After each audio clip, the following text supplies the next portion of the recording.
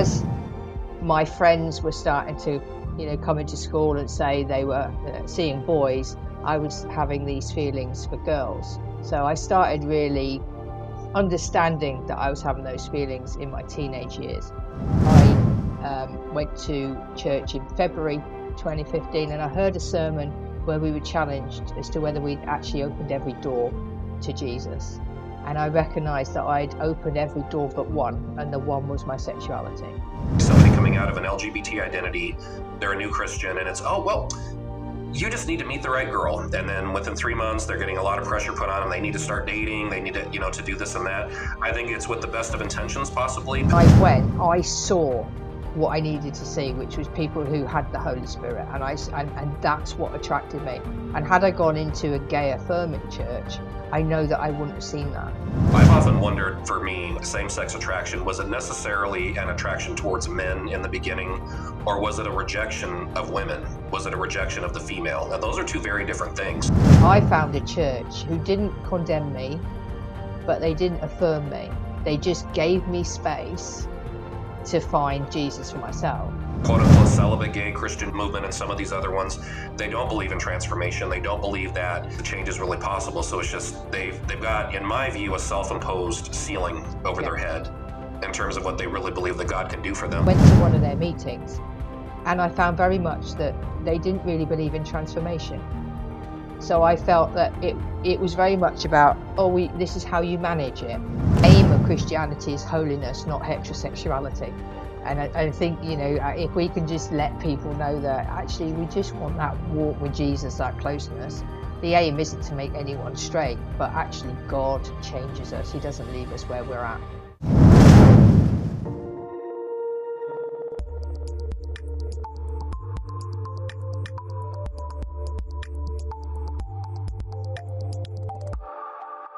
Well, hello, everybody. Thank you so much for joining us for this week's episode of the Love and Truth Network podcast. Whether you're joining us through Love and Truth Network or through our sister ministry, Transforming Congregations, we're so glad that you're here. I'm Jeremiah Sheppard. I'm the Director of Operations for Love and Truth Network. I'm filling in for Gary Ingram this week. Gary is actually on a ministry trip back east. He's doing some ministry work there, equipping pastors and church leaders, doing some preaching in the churches. He's even doing some work with moms and dads, parents, doing some very important work there. So glad that you're able to join us today. And I'm especially excited. We have a very special guest here with us today, Sarah Sedgwick.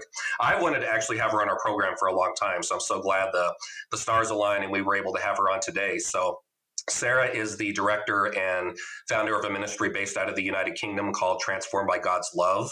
She's also the author of 2 books, one of them also entitled Transformed by God's Love, which is her personal testimony.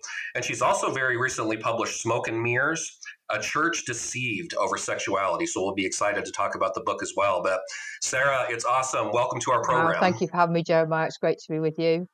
Yeah, it's an honor to have you here. So there's so much that I'd like to go over with you today. But for those people in our audience who don't know you, haven't heard of Transform, so if you can just take a little while, I'd love to hear some of your personal stories, some of the testimony, and kind of what brought you where you're at. Yeah, absolutely. Thank you. So my personal story is one of being brought up in a Christian family. So I was brought up in England on the south coast, and we were regular churchgoers. Both my parents were heavily involved in church. So my mum was a teacher, school teacher, so she was obviously heavily involved in the kind of church, the junior church, all the kids stuff. And Dad was a preacher, and he was also a deacon and eventually an elder of the church. So heavily involved, older brother, older sister, went to everything to do with church. We went there. And I loved church. I really enjoyed it. But the truth was that my dad at home was very different from the dad we'd see on a Sunday morning in church. So Dad was violent and aggressive towards my mum. He was emotionally abusive to us kids, physically violent, more so to my brother. And I just couldn't kind of understand what Christianity had, because he was hypocritical and what I was seeing wasn't the love of Jesus, the love of God.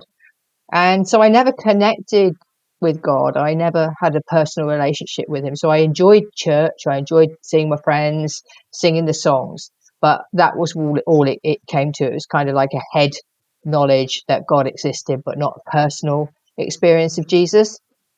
And in my kind of teenage years, probably 13, 14, I was always sporty. I played every sport going. And my PE teacher said to me, do you want to come to play sport for an adult club? And so I went, and that was my first experience really of lesbians. I was brought up kind of, this was late 70s, early 80s. So it wasn't like it is today. Everything was very closeted and hidden away.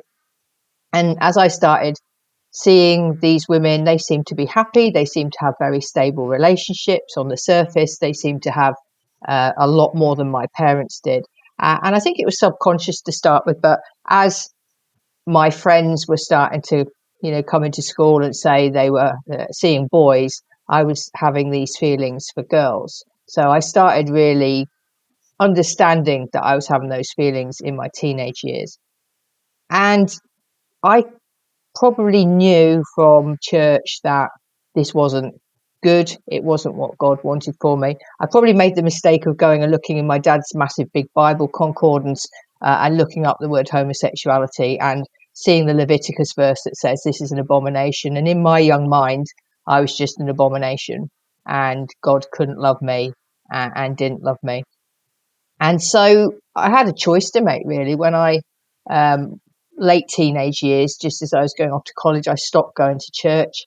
And because I'd never made a connection with God, it was like, well, do I carry on going to church and going that way, or do I follow my heart and these desires that I had?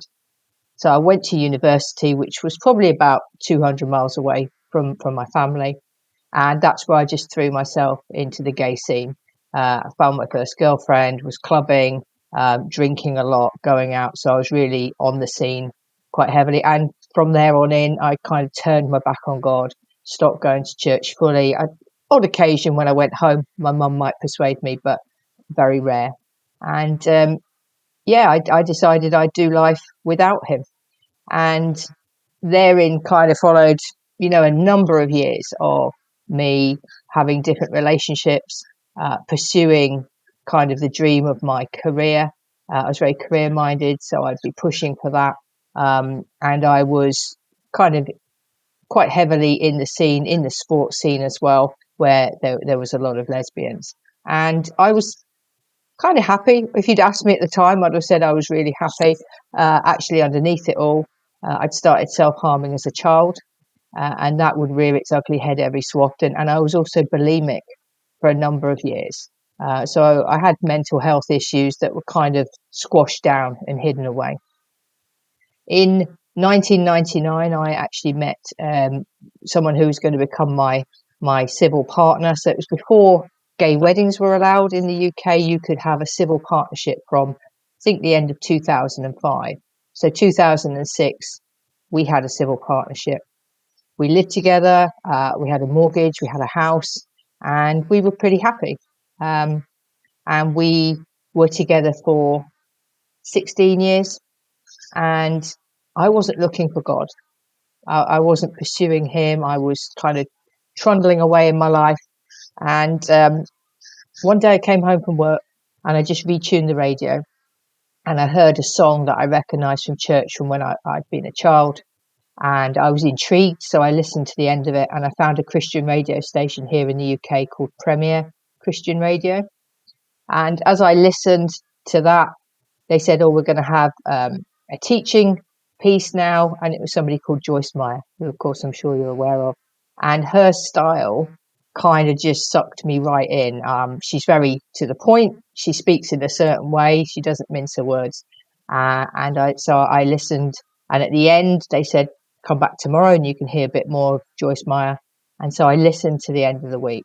And thereafter, it became my radio station of choice. And I was listening on into the afternoon. And I was hearing about a God who could love me, a God who wasn't going to put those barriers up because of my sexuality. They weren't actually talking about sexuality, but I was beginning to understand a bit more about him. And I was talking to him as I was, I used to walk my dog, and I'd kind of have conversations with God. And after a period of time, I felt him saying, go to church. And I said, no, that's not going to happen. I'm gay. I'm not going to be welcomed in church. and I don't want to do it. And then he said, over time, he kept gently pressing, I want you to go to church. So eventually I kind of thought, okay. And I went and spoke to my partner and I said, hey, you know what? I think I want to go to church. And she was an atheist and she said, well, that's fine. So long as it doesn't involve me. So one Sunday in August 2014, I went off to church, hesitated outside for quite a long time, as you do, but plucked up the courage to go in. And therein started a few months of going to church every Sunday and seeing people who had something that I hadn't got. Seeing people who were really filled with the Holy Spirit, who were happy, content, they were on fire for God. And I was beginning to think, well, that's what I want. I want to be like that. I could see what Christianity could offer. But all the while, I was wrestling with God over my sexuality. So I was Googling, can I be a gay Christian? And I was finding all sorts of things on the internet, as you can probably imagine, from people who would totally affirm you and say, absolutely, you can do anything you want, through to people who were saying, well, you're an abomination anyway, so there's no point trying. And it was a real journey of discovery for me. Eventually, I went to church in February 2015, and I heard a sermon where we were challenged as to whether we'd actually opened every door to Jesus. And I recognized that I'd opened every door but one, and the one was my sexuality. And it really challenged me quite deeply. But I didn't go up for the altar call. I went home and I talked to God about it over the next few days. And eventually I got to that point of thinking I need to really ask him directly. And so I prayed and I said, what about my sexuality? And God really showed me that this wasn't his design for me. It wasn't his best for me. And that wasn't a difficult thing. He didn't do it in a big, kind of hit you with a stick way. It was a very gentle, loving, but he really did show me. So therein, I had to go and have a conversation with my partner and explained to her that I've been going to church and I really want to become a Christian, at which she was quite horrified because she was an atheist anyway. But then I explained to her that for me, having a relationship with Jesus meant that I couldn't have a relationship with her. And that was a tough old conversation to have. We'd been together 16 years and she was angry, she was upset, she was confused. She really didn't know what to make of it. But after we'd had that conversation, a little while later, I went upstairs and I did pray and I asked Jesus into my life.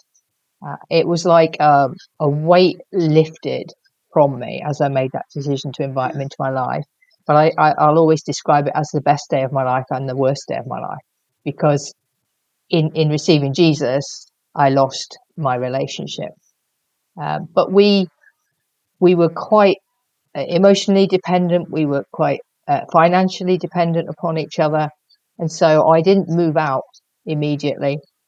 I prayed for God to surround me with really strong Christian women to help me. And we muddled through, me and my partner, for probably 2 years of very difficult times where we moved from being very, very dependent upon each other to being housemates, living in the same house.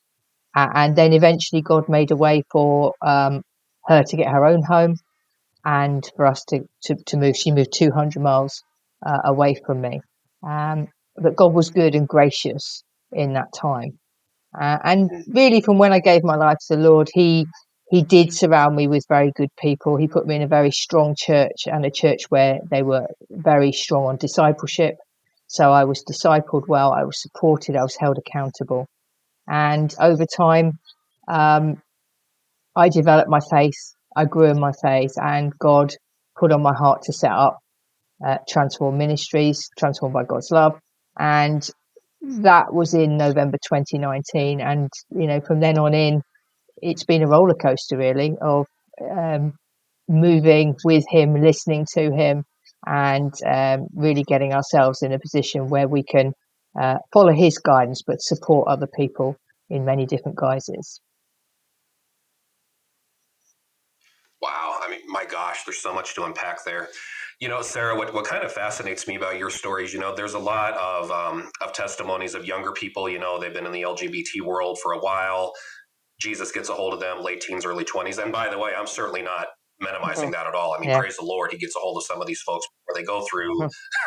decades of brokenness the way that you and I did. But for your particular, in your case, that was, it wasn't like that. So correct me if I'm wrong, but I believe, so you're in your 50s by this point. You do have a long-term partner, you have a mortgage, you have finances that are combined. I mean, you have this whole life that you built together. And from a secular standpoint, and probably even some Christians, you could have easily have said, Lord, this is too much. I love you. I'm going to go to church on Sundays, but you can't, how can I possibly get out of, my whole life? I mean, you're asking me to upend my whole life completely. And I just don't think that I can do that. And quite frankly, like I said, a lot of people may be like, you know what, Sarah, we understand, how could you, it's too risky at this stage in your life to try to start over again. You and her have been together for a long time. So you could have gone down that road. You could have tried to be a Christian and all of that. But from what it sounds like to me, there was a call for radical Mhm. obedience. And I know you mentioned, it was a process, but just was there a seminal moment? Was it just kind of a long drawn out? How was it that you were willing to leave the safety and security of a long term relationship, the finances, the all of that, to, to completely walk away? I mean, walking away from Mhm. all of that. I don't think I really thought it through, that the real impact of what my decision would be. I I thought it through in a lot of ways in terms of what can I be a gay Christian and could I keep identifying in that way. But I never thought through, I don't think, that the kind of full impact of having that conversation with her and saying it's finished. And I was very naive. I mean, I'll be honest with you, for a few weeks after that, we shared a bed still. It wasn't sexual, but we still would share the bed. We were still very close. We would still kind of rely on each other for things. So I think for me, it was almost like to start with a minute by minute surrender to God and being tuned into Him. What I love about him was that he was very gentle and his timings were always perfect. So he didn't ask me to stop everything at the same time. He didn't say, at this moment, walk out of this Wow. house and never look back.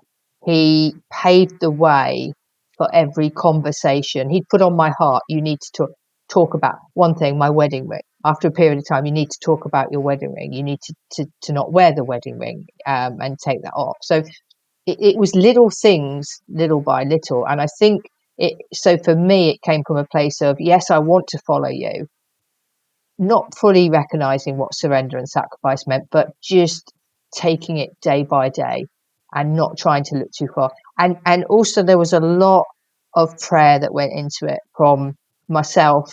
I mean, I knew what my ultimate exit was going to be. I knew that we would split up and I knew that we'd have to, but I had no idea how it was going to happen. So one of my regular prayers was, God, can you make this happen? I don't know how it's going to happen.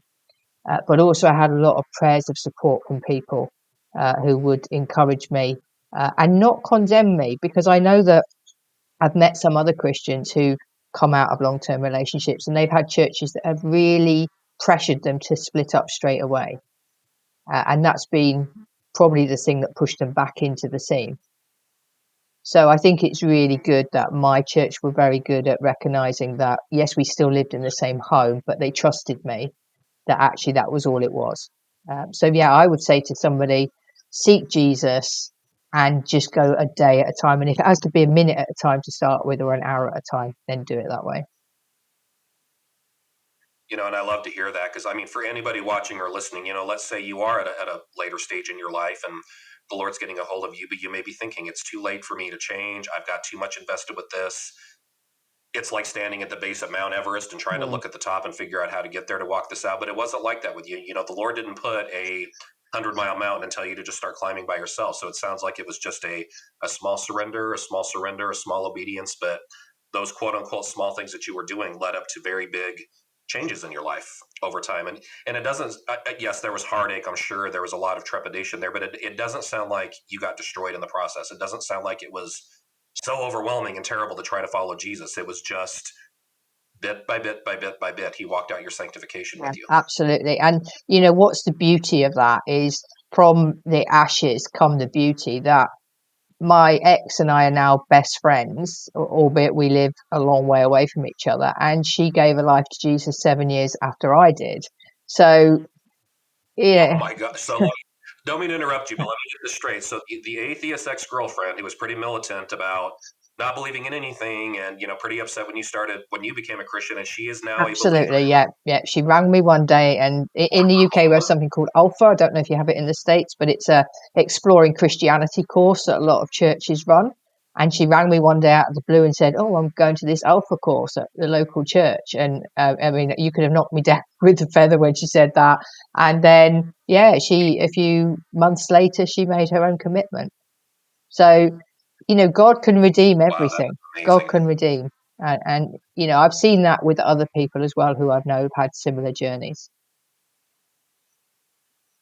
So what did it look like? Because I do want to talk about your Mhm, ministry in just a moment, but okay, so at this stage in your life, so you and her have separated. You're starting out as a single mhm. person, not only as a single person, but as a new believer. So tell us just a little bit about for those first couple of years.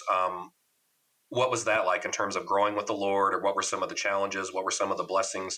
What was it like for those first few years post relationship? It was hard. It was lonely at times. Even though I could be surrounded with people, it could be lonely. But God put an amazing group of women in my life, and they were supportive, they were loving, they were caring, and because we had regular meetings, um, Hmm. it was I was uplifted and held, so that was powerful. But I won't lie, there were times of kind of being kind of despairing or lonely, which I had to work through with God. And I think sometimes God used those to draw me closer to Him, because I was in the habit of, as soon as anything went wrong, I'd turn to somebody else. And I feel that God used some of those times for me to actually learn how to lean into Him and to rely on Him more. So, Sarah, if you don't mind my asking, so during that time, I know you previously mentioned there were some mental health issues, some Hmm. self harm, bulimia, things like that. So, what does that look like since becoming a Christian? Is that still a thing? Is that not a thing? What that aspect of your life? How is that going Yeah. now? So when I first became a Christian, it actually became worse before it got better, because there was so much turmoil going on, with my splitting up with my partner, with my not understanding what that looked like, that actually I found it a lot harder. But within 2 years, I was totally free of all self harm and all bulimia. So yeah, it was difficult initially, but I also had Christian counselling. And the counselling wasn't about my sexuality. It was actually about things that were triggering from my childhood. I spoke earlier about my dad being a violent and angry man, and I had issues there. But the Christian counselling actually helped me as well with bulimia and with the self harm. So, I had support there as well. But yeah, totally free. Not something I even think about anymore. Oh, that is so good, and I'm so Hmm. glad you had that community to come Hmm. around you. So, it is interesting though. So, Sarah, I have to ask. Okay, so it's one thing to become a Christian. It's have that conversion. That's amazing. It's quite another to form a ministry that head on addresses an area that a lot of churches don't want to come near with a 10-foot Hmm. pole. It's either we'll affirm it or we're just not going to talk Hmm. about it. Sometimes it doesn't seem like there's a whole lot in between. How did Transform by God's Love come about, and just kind of what was the vision that laid on your heart? And just tell us a little more about that in terms of your forming the ministry and what's transpired Mm. since then. I look back and it was never on my heart to do this. It kind of crept up on me, if I'm honest. But what happened was yeah, Really? I was Wow. part of the Methodist Church in the UK. And I'm sure you've gone through the same thing, I know, in the States, but they were going through a whole big process of same sex marriage and consultation over same sex marriage. And the church I was in was very against same sex marriage. And so I was actually asked to go and speak at a couple of events to share my testimony. And I was very raw and very young in my faith. I found it quite difficult. But when I shared my testimony, I started to recognize that people thought differently. And I hadn't understood that. I had thought that, most of the Christians who I met in the churches I was in would be agreeing in agreement with, that it was wrong. But that wasn't what I was finding, and people were asking me questions, and I was actually finding that there was a lot of ignorance and a lot of people who were actually hungry to know my story and the truth and what Wow. had happened to me and how God had transformed me.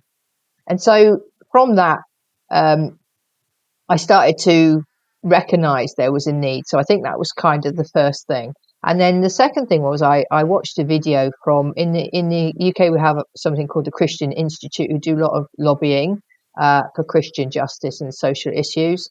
And they sent out in their newsletter a video, and it was a young lady from the States who used to be a lesbian who'd become a Christian. And I sent them an email just saying, thank you so much for sharing that, because it was the first thing of its like I'd seen.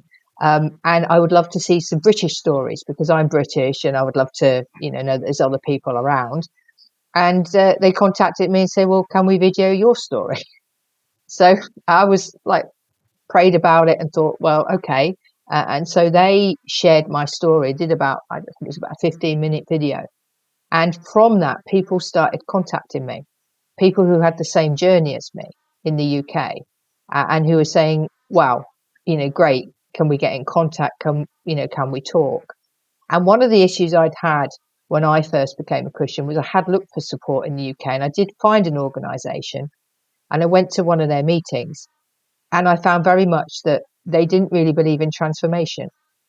So I felt that it was very Oh, much about, oh, this is how you manage it. And I was like, well, no, I believe God transforms us. I believe God changes us. And so I didn't find that the right support for me. I found that really quite challenging. I actually went away, I'd gone to London, and on the train on the way home, I was quite upset over it, thinking, well, is there no hope? Um, and I met other people through doing this video who were of the same mind. And it was just before lockdown that we started TBGL.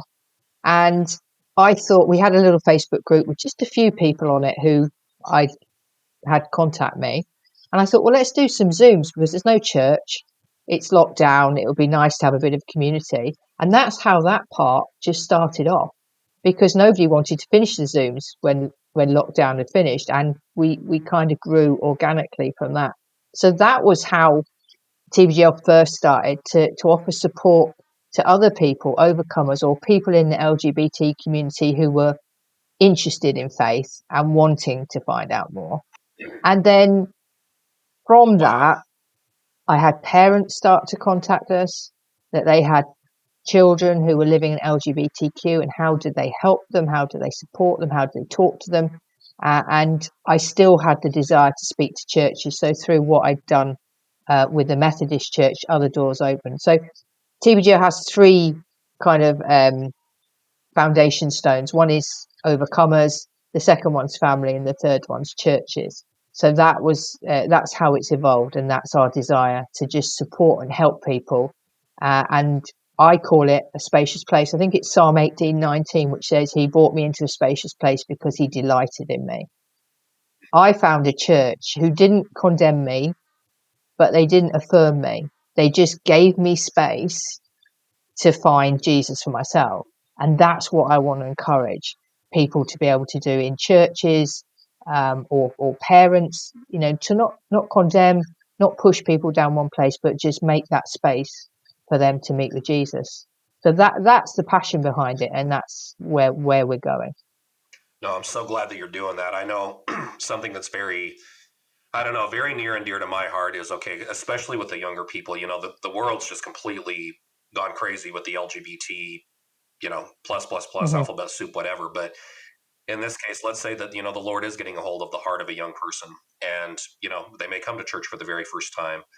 And then they hear one, and I'm not even going to dignify them by Hmm. mentioning names, but I mean, there's several out there Yeah. that are okay. Well, the scriptures have been translated wrong, and Hmm. God not only tolerates same-sex relationships, but as long as it's loving and monogamous, the Lord actually celebrates that. You can be gay and you can be Christian Hmm. at the same time. I mean, Hmm. the amount of confusion that's out there, and I mean, not to get dramatic here, but it really, I think that in some cases this can have an eternal Yeah. impact on somebody. Agreed. So the fact that you're there and you're willing to kind of speak truth to that, but also you're not going to the other extreme of, because I've heard some of this too, a young person, or not even young, but let's just say somebody coming out of an LGBT identity, they're a new Christian, and it's, oh, well, you just need to meet the right girl. And then within 3 months, they're getting a lot of pressure put on them. They need to Hmm. start dating. They need to, to do this and that.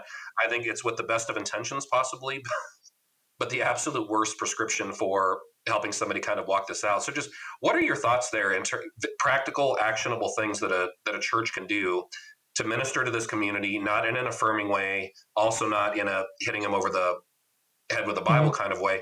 What would you say are some of the recommendations that you might have? Whether it's a small church, mid-sized Hmm. church, a mega church, but for somebody that walks through their doors, they don't know much about Christ, but they know they're feeling Hmm. something. They're feeling that Hmm. draw. One of the things I always say to churches is that people coming out of the gay community have a hugely supportive and loving community behind them. And I think that if churches can truly be community to people, in a real sense of the word, not just on a Sunday morning, oh, we love you, it's lovely to see you, put my arm around you, but actually invite you around for dinner in the week, go out for coffee, really take interest in you, become spiritual parents to you. I, I think we have to be real community and not just give a voice to it. We need to really be community for people, but also it's that judgment element. It's funny, I've just actually been to see somebody today who is wanting to come to church, somebody local to me, and has been condemned by another church as soon as they walked in the door. And so we just need to make, yeah, Really?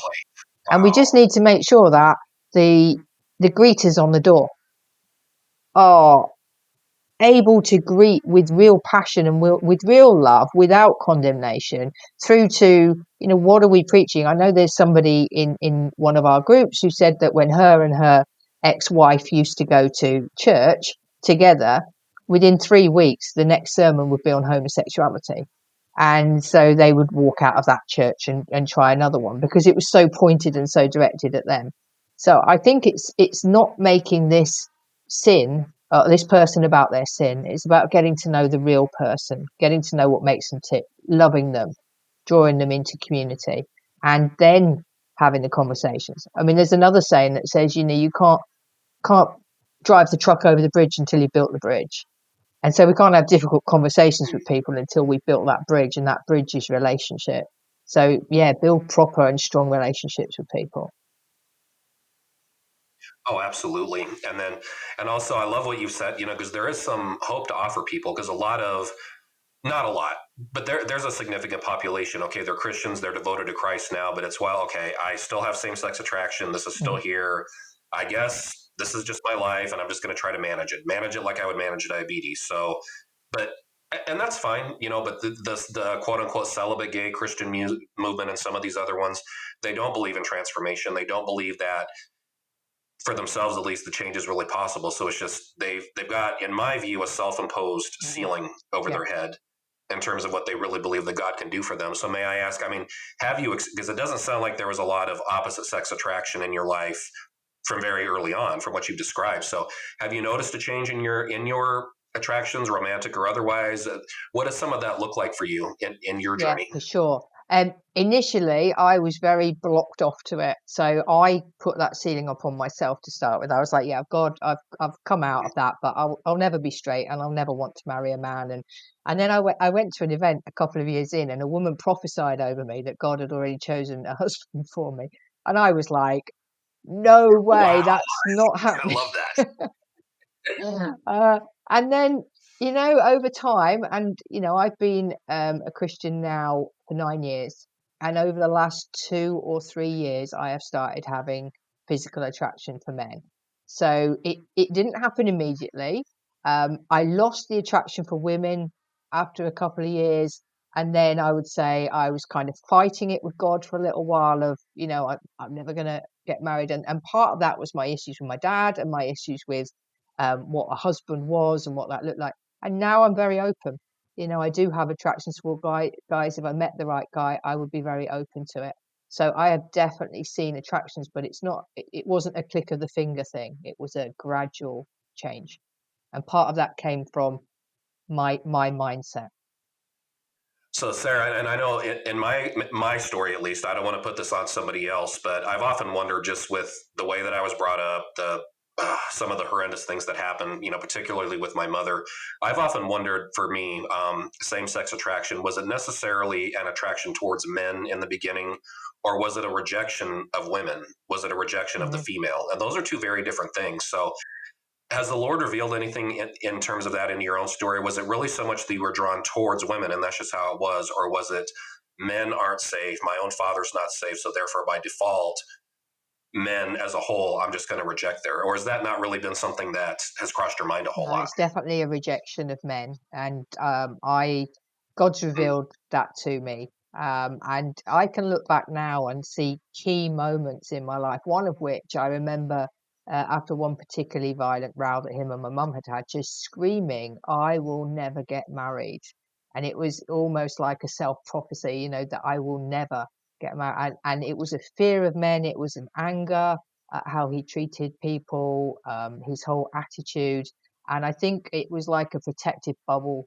that I put up over myself. So when I got into the situation where I could see women, and like I said, I could see that on the surface they seemed to have wonderful relationships. It all seemed very safe. And so yeah, definitely it was a rejection and a fear of men that pushed me down that avenue. And when you were in the life, was that a common experience with a lot of the other lesbian identified women that you came across? I think, when I talk to my close friends, or when I did when I was still in the lifestyle, and I hear all their stories, um, I think a lot, yes. I mean, I think there's everybody has a story, and there are various factors that you can see coming in. I think rejection plays a big part.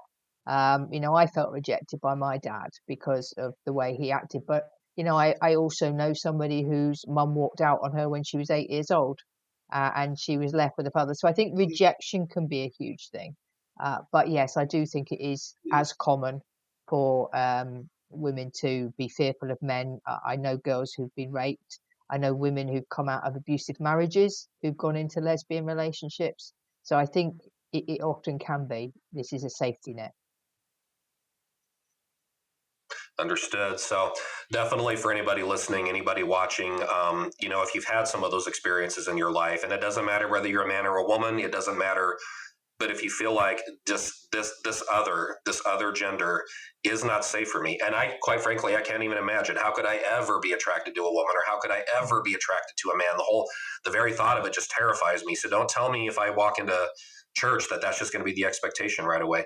No, we just want to tell people, no, that's not going to be the expectation. The Lord is certainly not looking for that, but we want you to know that there is safety and there is hope for you, and hope in Jesus, that whatever you've gone through, whatever rejections you've had, whatever ways that you've rejected, or you've put up a kind of a protective barrier around yourself, like Sarah did, like I have, just to kind of to try to keep yourself from being harmed. There is hope for you, and there is love for Mm, you in God's house. So I just really want to make sure that's clear to anybody listening to us today, because I feel like that's mm. important. I think as well, Jeremiah, the whole thing is that the aim of Christianity is holiness, not heterosexuality. And I think, if we can just let people know that actually we just want that walk with Jesus, that closeness, the aim isn't to make anyone straight, but actually God changes us. He doesn't leave us where we're at. Amen to that. So and I promised Gary too, because he knows me Mhm. very well. My boss does. So I promised him I wouldn't get too much into politics with today's conversation, but I did want to ask you about, I know certainly here in the United States, there's a lot of the quote unquote conversion therapy bans that have come up, literal laws being drawn up that could put ministries like mine, like yours, completely out of business. I mean, from a federal and state level, just some very targeted hostility, not to mention the media.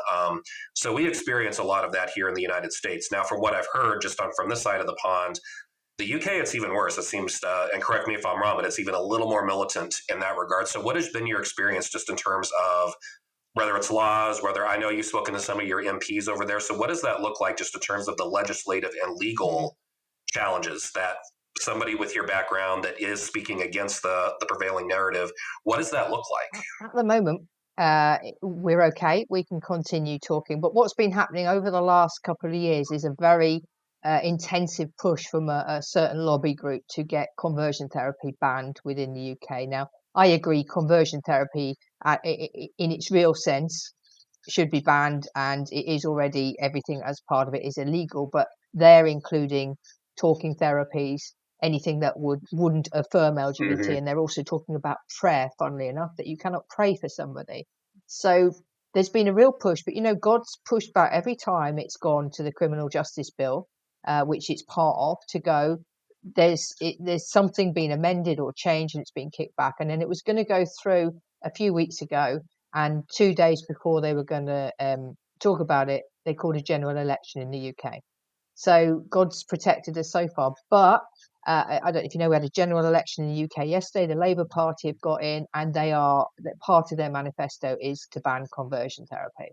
So we are in a Wow. situation where I think it will be brought before Parliament fairly quickly. My MP, who I spoke to last year, is a Christian, and I was able to talk to him, and he's very supportive of what we do. But I've got a new MP now after the election, so who's not a Christian. So I will be trying to speak to him fairly quickly, and trying to explain the situation and get support. So I think in the UK we're going to need prayer for that, because something's gonna come through sooner or later. There's a big push for it to happen. No, absolutely, and also just to clarify for anybody listening, Sarah, I don't want to speak for Hmm. you, but I'll certainly for myself personally, for Love and Truth Network, we fully recognize the late '70s, the early '80s when conversion therapy was happening. Yes, I mean electroshock Hmm. therapy happening, usually on homosexual men, but on a lot of them. All kinds of abuses, all kinds of, almost psychological torture. That's not what we're talking about. We absolutely condemn anything like that, whether it's for a homosexual person or any kind of abuses going on like that in a supposedly therapeutic setting. We don't support that at all. The problem is they're taking this label of conversion therapy and they're calling it that. But to Sarah's point just now, it's okay if you pray with somebody that's struggling with something pertaining to homosexuality. Oh, well, that's conversion therapy. A talk therapist who wants to talk to a child who's feeling confused about their gender, who's feeling confused about their sexuality, and it's just a matter of talk therapy to help them navigate. Oh, that's conversion therapy, unless you're telling them go be gay, and that's what the umbrella that they have put all of this stuff under, and they're trying to equate that to what was done previously, and that's where we want to draw the line, and that's where we need to make sure our lawmakers at every level are aware. They're being told this narrative that they think they're doing a moral thing by stopping these tortures and these abuses from happening. But what's actually in these bills is it's talk therapy. Anything else that a therapist could normally do outside of this issue is now trying to be banned, and they're calling that a conversion therapy ban. So just to be clear what our position is on that, but also just to clarify for anybody listening who might be confused, okay, this is not what it's being made out to be. What they're trying to ban is, whether it's at a ministerial level, in the UK, Sarah just said you can't even, if this goes through, you won't even be able to pray with somebody, as insane as that is. Yeah. Or if you do try to help somebody walk out of their particular issues with sexuality, transgenderism, whatever, you can have your license pulled Mhm. if they get their way. So this is a very clever but very insidious way that they're trying to get this to go through. Mhm. Yeah, they're even talking about stopping preachers from preaching on anything from the Bible that might pertain to sexuality. Wow, okay, that part I had not heard. So you're telling me in the United Kingdom, Hmm. preaching from the pulpit on this topic, they're trying to get banned? They're trying to get that banned as well. Oh wow. Okay. Mm.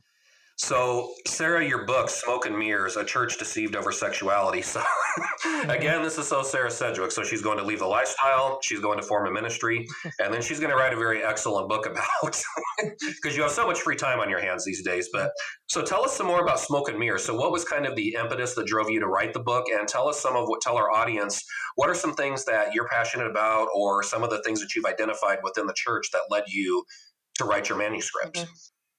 What led me to write it was a level of frustration over the deception. I fail to see sometimes how Christians cannot understand the teaching in the Bible, that there will come false teachers. There will come a time where people will surround themselves with what their itching ears want to hear. There'll come a time where people will call good evil and evil good. And we're in those times. And it came from a level of frustration of, why can people not see what's in front of their eyes? And literally, I was actually sitting in the hair salon, And you know how sometimes if you look in the mirror in front of you, and hair salons have mirrors all around, and you can see the mirror behind you, and then you can see lots and lots of reflections coming back at you. And it was at that point I felt God say smoke and mirrors. And I looked it up, and it's an old illusion trick that magicians use to make an illusion, make something look like it's happening when it's not really happening. And that was kind of God giving me the title for it. And then I thought about God. We talk about God as being in the Israelites. He came in the cloud of smoke, and he's a holy God, and the smoke fills the temple. And then you've got this smoke screen, this kind of deception of Satan. So I tried to kind of mirror smoke and looking at the good and bad of smoke. And then mirrors is, well, God, we are to mirror God. We are to try and be holy. But Satan uses these kind of distorted mirrors. You might get them in a hall of mirrors at a fun fair, and everything's distorted. And so I used that as kind of the premise for the book, trying to help people to understand that there is a lot of deceit going on, and looking and unpacking that deceit, but also asking some questions. The writing's on the wall. So where are the Daniels who are going to interpret the writing? We knew the Bible said there is false teaching. Where are the brave pastors who are going to stand up? Because I don't know about you, Jeremiah, but in the UK, there's not many brave pastors who will stand up and preach on this or speak truth. A lot of them fudge an answer or kind of skirt around the edges. So Yeah, it's a very watered down yeah. gospel. And a lot of, for this issue at least, it's very Yeah, watered down. absolutely. So challenge there, challenge about idols. We have made an idol of LGBT. You see some cartoons sometimes of the LGBT statue and people bowing down to it. It's another kind of reference to Daniel, but I believe it's become the huge idol of the day. And there's so much fear around actually challenging that, but we need to be, as they were in the book of Daniel, refusing to bow down. Even if it means we go in the lion's den, then we should be doing that as Christians.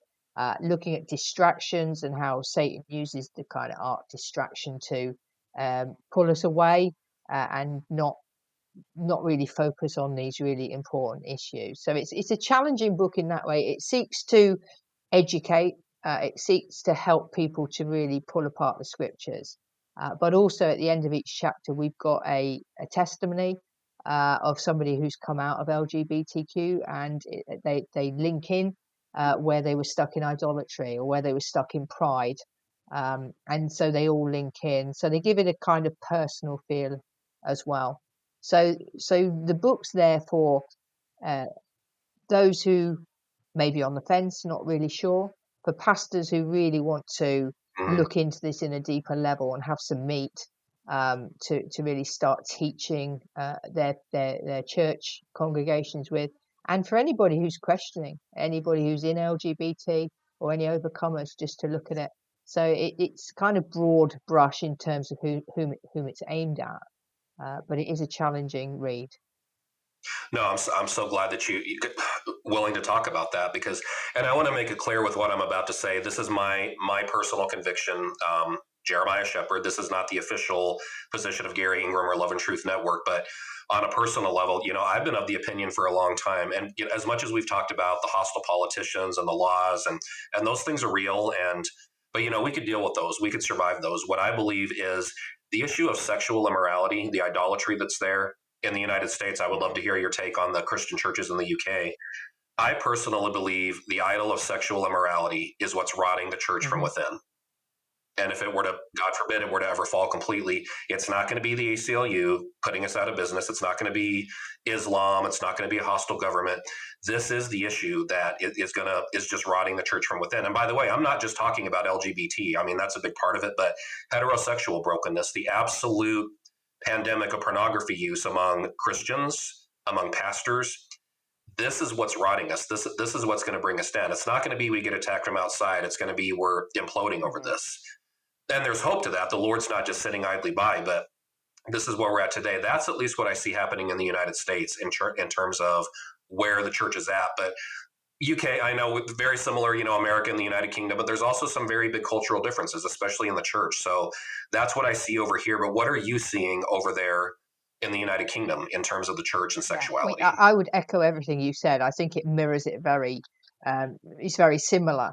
It's interesting. I've been involved with an organisation who run a um, conference called Sexposed, and they're in London, and they tackle things like pornography. They tackle things like prostitution, LGBT issues, adultery, all these things. And where you go to most big Christian conferences in the UK, there will be thousands of people there, and they struggle to get hundreds because it's not a popular topic and people don't really go to those things. And actually, that should be the biggest conference and the fullest conference, I'd say, of all Christian conferences for pastors. How do we tackle this? How do we support people? And you're right, it's not just LGBT. In fact, that's just a minor thing. It's the porn. I would say that's the biggest thing that we need to tackle. So I would agree that it's not it's not given enough focus. And yeah, if we don't tackle it and if we don't talk about it, it has that capacity to bring us down. Yeah, and we need to get on top of that. I mean, yeah, because it generates more headlines. So the Hmm. pride parades, Hmm.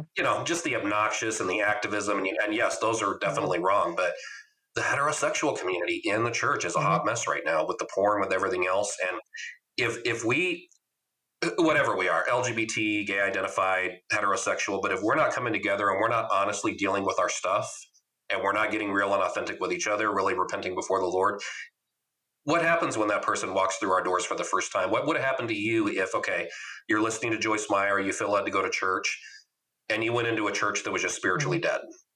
I mean, just walk us through a little bit of just that thought experiment, Sarah. I mean, obviously the Lord had his hand on you, he would have provided a way, but just what would that have been like for you if you just walked into a place and you're like, what, this is Hmm. church? Really? Yeah, I do think about that, and I think it's um it's a challenge, isn't it? Because when I went, I saw what I needed to see, which was people who had the Holy Spirit, and and that's what attracted me. And had I gone into a gay affirming church, I know that I wouldn't have seen that. And that's one huge thing. I was actually speaking a couple of weekends ago, and unbeknown to me, the two people came into the meeting from another church. They didn't identify who they were, but it turned out they were pastors of a gay affirming church, and they were challenging what I was Wow. saying, and they actually spoke up and said some very wild things. And I thought this is just so typical of people who don't really know God to come in somewhere else. But the interesting thing they said was, well, we don't believe in the Bible anymore. And so They they literally told you that. literally They just said they do they not believe in the literally Bible said, we don't anymore. believe in the Oh, Bible wow. because it doesn't represent Jesus well, it doesn't represent God well. And I thought, well, you are spiritually dead because you don't believe in the Bible. Mhm. And so I felt at that point, wow, I'm glad I didn't go to that church. You know, what would have happened to me had I gone to that church? Would I have got sucked into this kind of happy, God loves everybody, you don't have to change, where the Holy Spirit wasn't there? I don't think I would, but I can see how people could get sucked into it. Right. Well, in terms, obviously when you take a stand in this area, there's going to be some blowback. But now you've kind of piqued my curiosity. Has most of the resistance that you've encountered for yourself or for your ministry, has it been from the LGBT activist community, or are you getting more of that from other supposed Christians? Where's most of the backlash towards you Yeah, come from? it's really interesting you ask that because the majority is from within the church or from within the Christian community. Oh, And I think God's protected us and blessed us uh, from the outsiders at the moment. And for that, I'm really grateful and feel really blessed. But yeah, the biggest challenge comes from within the church. And I find that very sad. I don't know about you. I look at various ministries, Facebook pages, social media, and sometimes you read the comments and you think, are these Christians? They can be vile. They can be very misguided. There's a lot of biblical illiteracy out there as well. And you think, wow, if this is the church, what hope is there? Yeah, we're supposed to be the lamp on the hill. Mm, We're supposed to be, the salt that doesn't lose its flavor. That's what we're yeah. supposed to be. But it just, Mm, yeah, very, very tragic situation. The exciting news is, I definitely do see God on the move. I do see Him raising up people. I do, and you're mm, one of them, by the way, and definitely the work that you're doing over there. So it is encouraging. But just the lackluster and kind of the lukewarm, the kind of mm, apathetic Christian culture that we're in, that definitely needs to be. But we need to be that lamp on the hill. We need to be, and it's not about us; it's the Lord working through us. But if anything, to be willing vessels for Him to mhm. work through, Yeah. kind of a Yeah. thing. We need to be something different, and we need to be confident that the Holy Spirit in us is attractive enough for people to want to come to Christ. And I think too many churches are, and outside of LGBT, thinking that it's got to be a worship performance as opposed to worship. And so I think sometimes we're so fearful, we so want to fill our pews with people, um, that ticks a box. Whereas actually, what we want to be doing is actually attracting people through, like you say, being a light on a hill, being filled with the Spirit. So, Sarah, I just feel led. This wasn't initially in part of my plan, but I would like to take a moment for you, if you don't mind. I would like to give you an opportunity to speak to somebody listening or watching that is at a later stage in their life, and they're either it could be they're feeling a call from the Lord and they're not really sure about it, or B, they're just so disillusioned with kind of the end of the conveyor belt of what the LGBT life has done Mm, for them, but they have no hope. They don't see a way out. They don't see how they could. So I would just like to, whatever the Lord puts mhm, on your heart, but just give you a moment to be able to speak directly to that person that might be listening. That is just okay. It's too late for me. I've been here so long. I've been this way for so long. I've been in this life so mhm, long. I can't get mhm. out. I think the key thing I'd say is that God's had His hand on their life since they were born, and we're told in the Bible that God has plans for us, and God's plans. I was like Jeremiah said earlier, I was actually 49 when I came back to Christ, and He'd had His hands on my life all that time. And looking back, I can see it. So I would say to anybody that God has still got a plan for you, and you can be 70, 80, 90, and He's still got a plan for you, and He will make a way.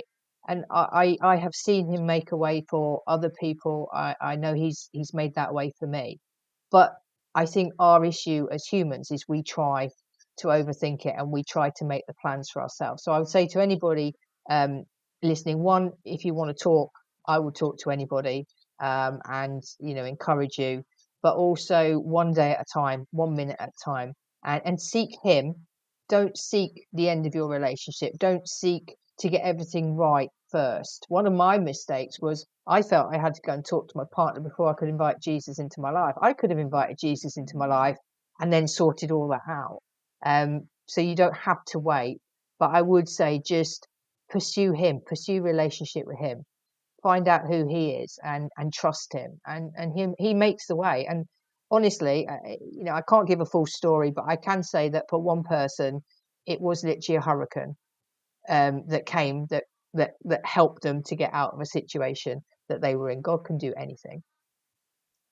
Well, Sarah, I cannot thank you enough for joining us today.